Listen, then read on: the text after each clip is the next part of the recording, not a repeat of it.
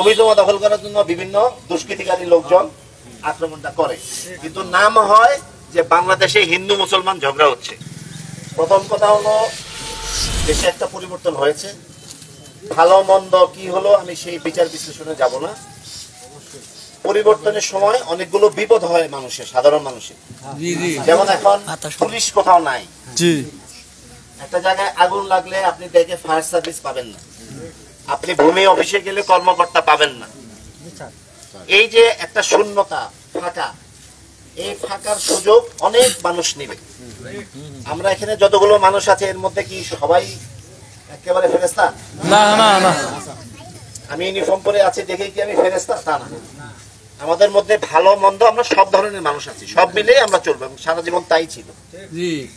আমি আপনাদের সবাইকে অনুরোধ করব, এই যে শূন্যতার মধ্যে যাতে কেউ কোনো ধরনের খারাপ কাজ না করে, যেটা আপনার আমাদের সকলের জানমাল সম্পদের ক্ষতি হয় এবং দেশের সবচেয়ে বড় জিনিস হলো দেশের ভাবমূর্তি নষ্ট হয়।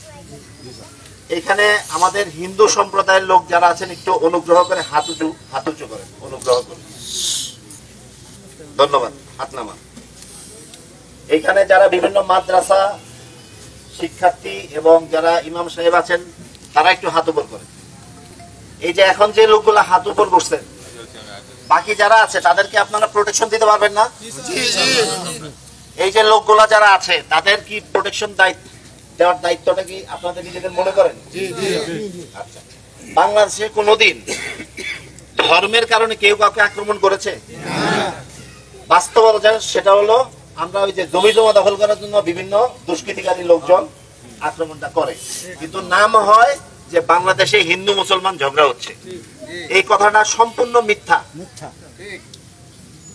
হয়তোবা এখানে যারা হিন্দু সম্প্রদায়ের লোক আছেন তারা আমার থেকে এই বিষয়টা আরো ভালো বলতে পারবে, কিন্তু আপনাদের জানার জন্য বলছি, আমি যে এলাকায় জন্মগ্রহণ করেছি গ্রামটার নাম হলো শিবপুর। আমার বাড়ির আশেপাশে 300 গজের মধ্যে যত ব্যক্তি আছে প্রত্যেকটা মানুষ হিন্দু।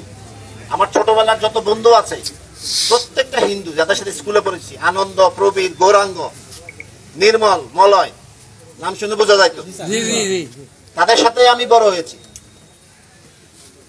তো আমরা জানি যখন এই ধরনের একটা শূন্যতা হয়, কিছু দুষ্কৃতিকারী তারা সম্পদের লোভে বিভিন্ন ভাবে মানুষের ধর্মের দোহাই দিয়ে আক্রমণ করে। তারা ধর্ম আসলে মানে না, তারা ধর্মটাকে ব্যবহার করে। তো আপনারা এইখানকার যারা সাধারণ জনসাধারণ আছেন, বিশেষ করে আমরা বলবো যে এই যে মাদ্রাসার 2-3টা ছেলে আছে, তোমরা যদি মন্দিরের সামনে দাঁড়ায় এই মন্দিরটাকে প্রোটেকশন দাও, সেটার মূল্য অনেক বেশি। সেনাবাহিনীর একটা লোক ইউনিফর্ম পরে যদি মন্দিরের সামনে দাঁড়ায় প্রোটেকশন দেয়, আর যদি এরকম টুপি দাড়ি পরে তুমি দাও, সেটার ভ্যালু আরো অনেক বেশি। সারা পৃথিবীর সামনে আমাদেরকে হেয় প্রতিপন্ন করার একটা চেষ্টা সবসময় হয়। হ্যাঁ, অনেক ঘটনা ঘটে, এটা সত্যি, এটা আমরাও জানি, সবাই জানে, কিন্তু অধিকাংশই হলো মিথ্যা। তবে যারা হিন্দু সম্প্রদায়ের লোক আছে তাদের মনে আস্থা তৈরি করার দায়িত্ব বাকি যারা আছে তাদের, এটা মনে রাখতে হবে। এখানে আমাদের কোনো ধর্মের পরিচয় না, যে পাসপোর্ট সেখানে কোথাও লেখা নাই যে আপনার নাম বিপ্লব কুমার সরকার, আপনার পরিচয় হলো আপনি একজন হিন্দু। ন, লেখা আছে আপনার নাম বিপ্লব কুমার সরকার, আপনার পরিচয় আপনি বাংলাদেশি।